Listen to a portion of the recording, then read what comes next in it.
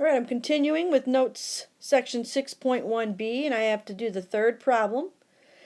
We're using unit analysis, and we're actually following the units of measure to make these equivalent ratios.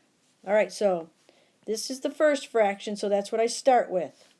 So I just rewrite that. 50 feet every 3 minutes. And when I'm done, this is my goal.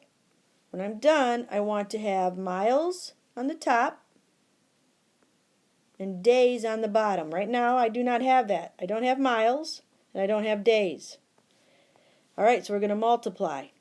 And you have to get rid of feet and you have to get rid of minutes, but you're going to get rid of one at a time. So let's start with minutes. Let's get rid of minutes. I don't want minutes. I want days. So I slowly but surely get there. So since I want to get rid of minutes and it's in the bottom, I multiply and I put it in the top. Since it's on the bottom, I put it on the top so I can cancel top and bottom. And then I just think, do I know anything about minutes? Minutes, minutes, minutes. I happen to know that there are 60 minutes in 1 hour. Alright, great. I can cancel minutes with minutes. Problem is, I have hours. I don't want hours. My goal is days. So I have to keep following the units. So I went from minutes to hours. Now I need to get rid of hours.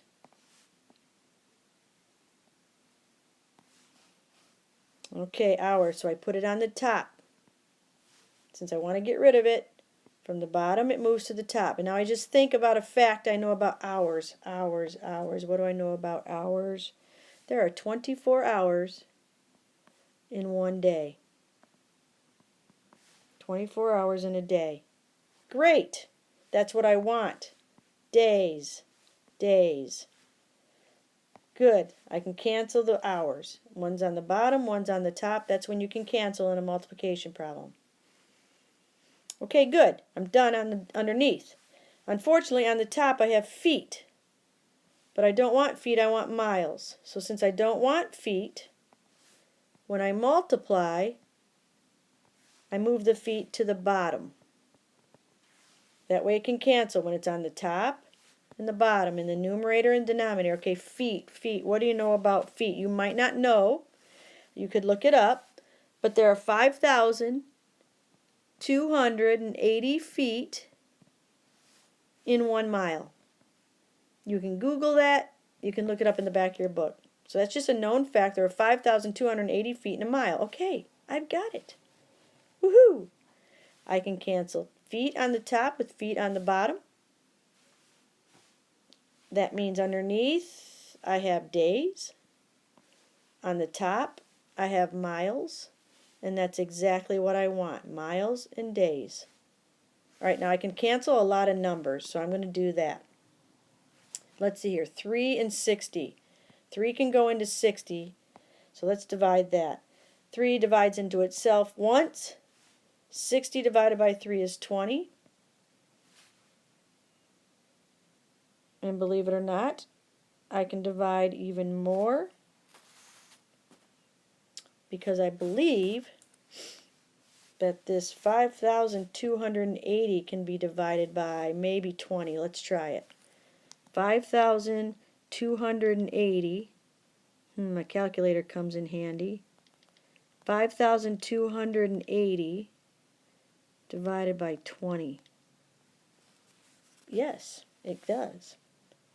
So 5,280 divided by 20 is 264. So I divided it by 20. 20 divided by 20 is 1. Whatever you do to the bottom, you do to the top.